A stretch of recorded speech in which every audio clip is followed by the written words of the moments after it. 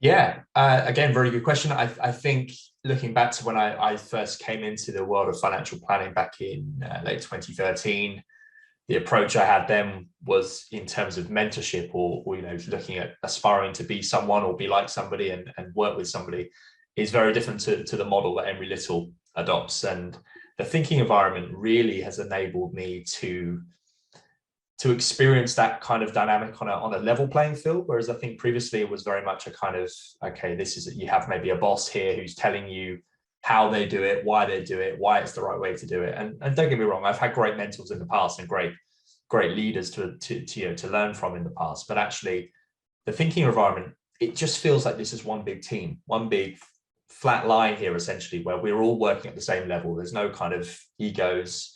We all have the same amount of time to explain how we feel and what we think, and why that might be the way to go. And to me, it's just transformed those kind of conversations. And I can't imagine being in any other environment now.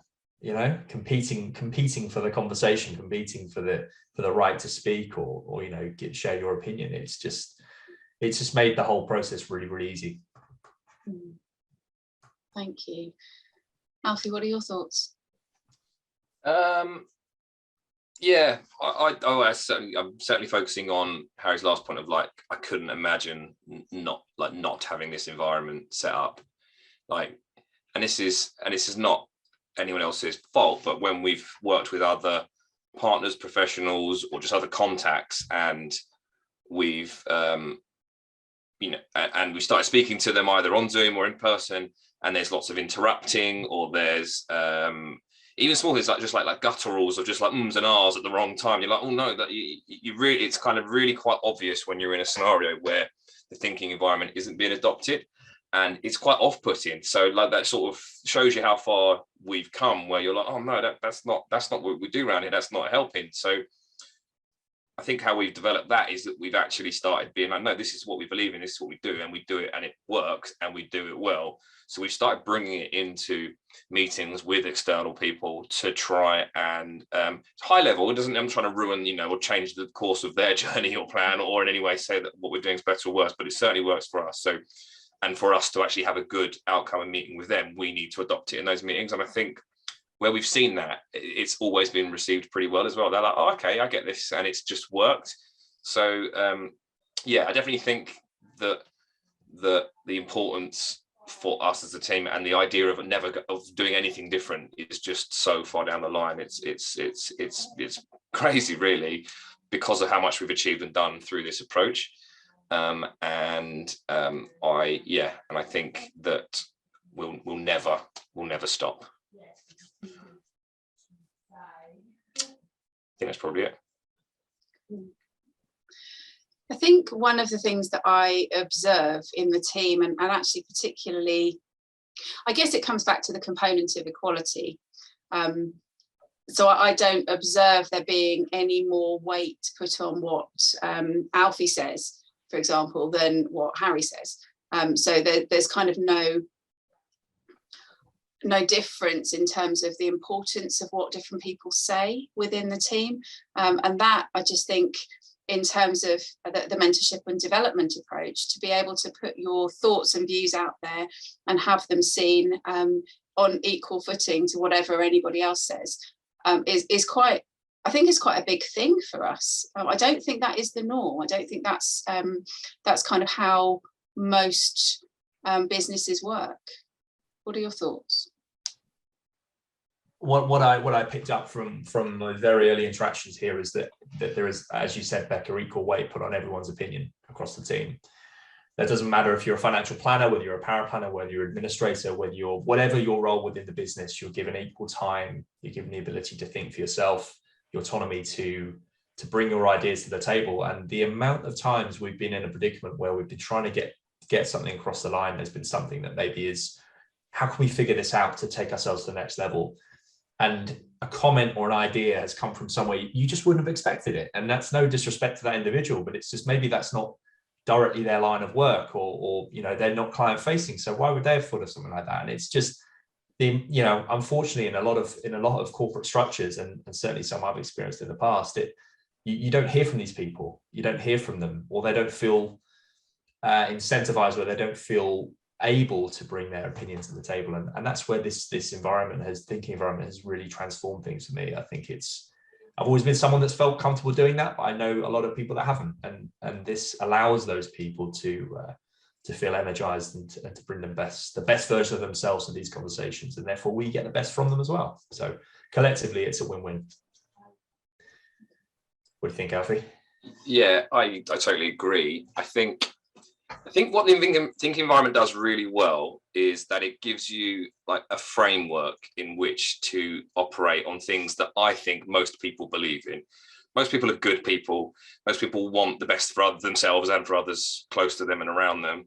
And most people believe in the collective of two heads are better than one. More of us working on a project is going to help us get the best ideas and everything into it. And I think, but what's hard is to not let either the most experienced or the person with the biggest ego or the person who thinks they've got the best idea to talk the most, can be guilty of that, or to not think, well, and to actually not spend the rest of the time everyone else is speaking, not listening to them, just waiting for you to just put your own idea because you think it's the best. So a lot of work that goes into being able to achieve the thinking environment, trust and as an absolutely essential one, but a lot of the other components of it as well.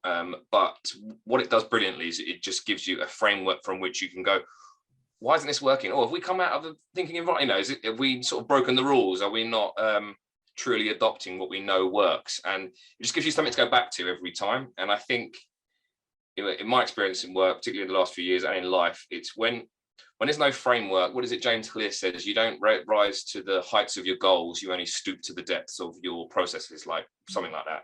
And that's this is exactly it. Thinking environment gives you a process which you can test, try, repeat, learn, iterate, or make work for you. But it always gives you that baseline to actually come back to, so that you don't get shit wrong. You don't start to deviate from what you're trying to achieve, and you have a trusted framework from which to operate within.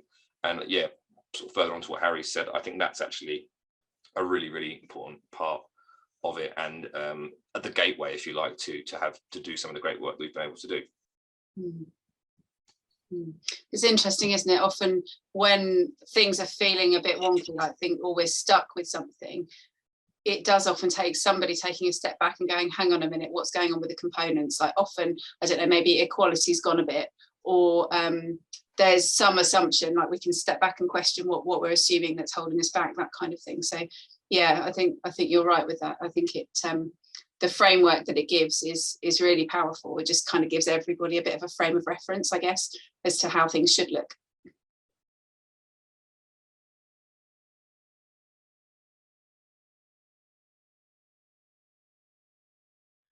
Yeah, without a doubt. Again, without meaning to be too derogatory about previous experiences, the team collective here is far greater. The emphasis on teamwork and collective achievement is far greater than what I've experienced in the past. The intra-team support, in terms of whether that be personal or professional, is of a different level here.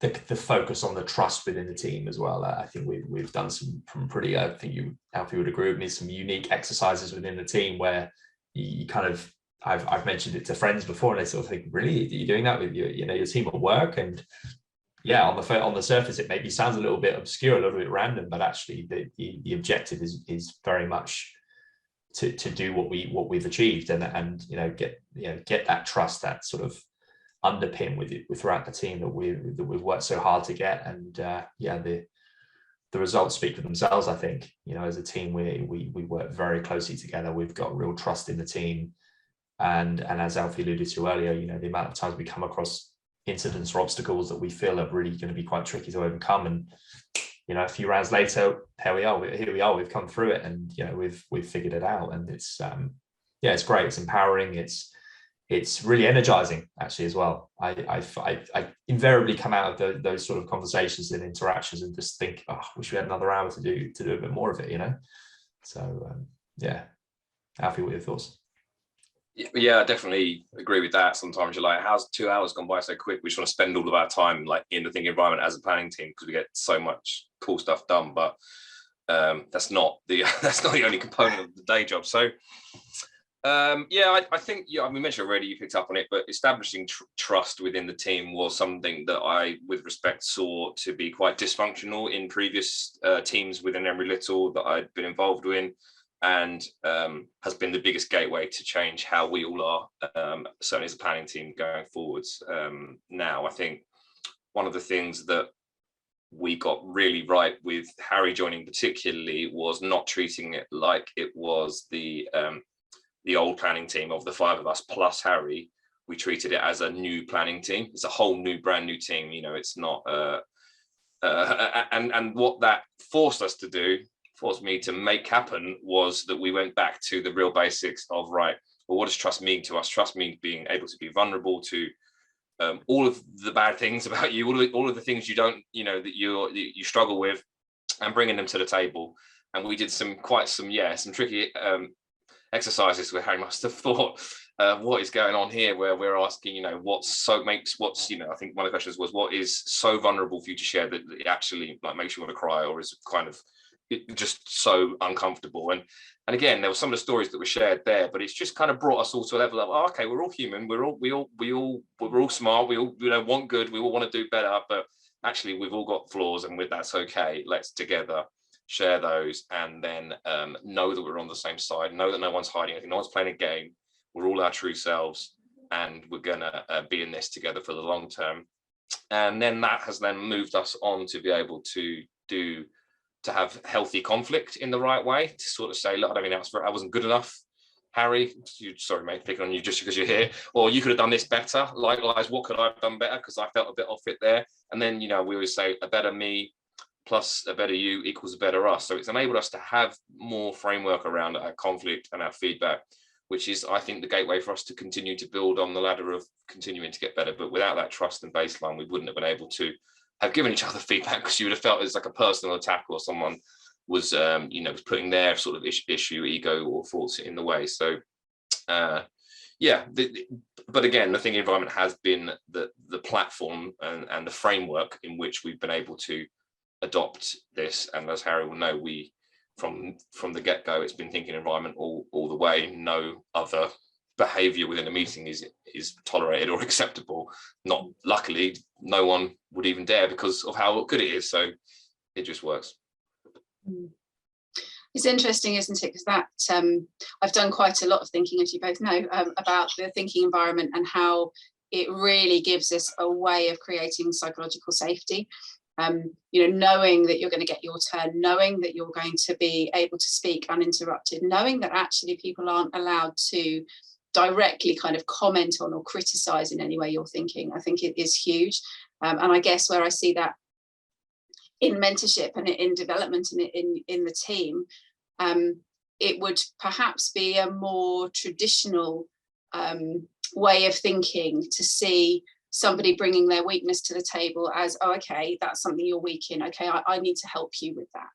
Whereas what I'm hearing you talk about is, I'm going to bring this vulnerability, this thing that I feel like I've not done very well to the table. And I'm not asking for your help, but I am asking for your input. And nobody thinks any less of you for doing that. In fact, they think more of you for doing that. And that's kind of what I see, or what I'm hearing you saying about what goes on within your team.